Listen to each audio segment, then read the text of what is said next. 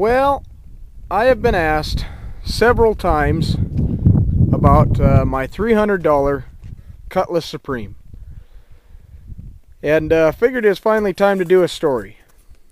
So what it is, it's a 95 Oldsmobile Cutlass Supreme. It's got a 3.1 liter or 3100.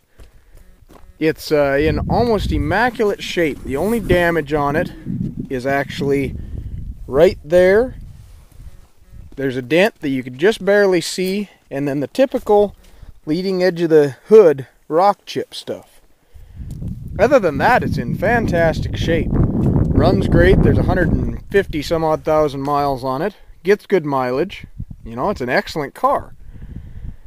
But then comes the issue of how exactly it was I picked up this car for $300. So the story goes, I was working on one of those Intrepids, and didn't have a CD player in it. The Intrepid didn't.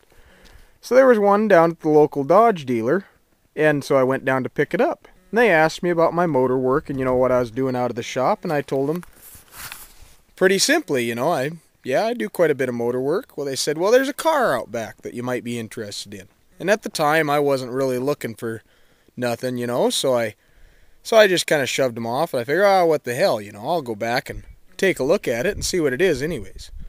Well, I go back and look at this car sitting in a snowbank, and here I see this. So I went back a couple weeks later, and I said, so, you know, I'd like to talk to you about that Cutlass Supreme. So I went and talked to the manager, and he gave me the lowdown. They had brought it in and replaced an intake gasket, put it back together, and they said it had a terrible rod knock. So I said, well, whatever, you know, and I rounded up a motor for it and bought the car for $300. I figured, hell, even with a bad motor, it's worth $300 pretty easily.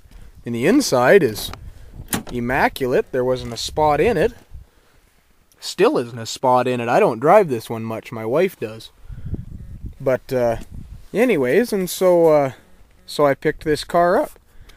Well, I towed it over to my father-in-law's other garage, and figured I'd come into town and put it on a trailer or tow it later. So Roman and I head on into town with the jumper cables and the tow rope and all the nonsense. Hooked the jumper cables up because the battery was dead and we wanted to roll down the windows, make it easier to tow. So I rolled down the windows, and Roman says, well, hey, let's try and fire it up. Now, I'd been told that there was no way in the world that this car would run. Had a terrible rod knock. Just wouldn't run at all. And we figured, well, what the hell, you know, what are we going to do? Wreck a bad motor?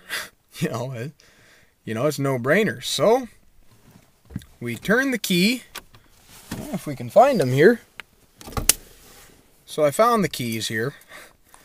So we put the keys in the ignition, and with the jumper cables on, this is what we heard.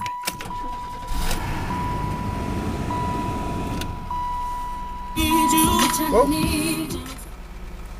Smooth as silk. Sounds like it's got a little tick from the top side. Still haven't opened it up, you know. Kayla's put just over 4,000 miles on it since we bought it, and hasn't given us a lick of troubles, you know.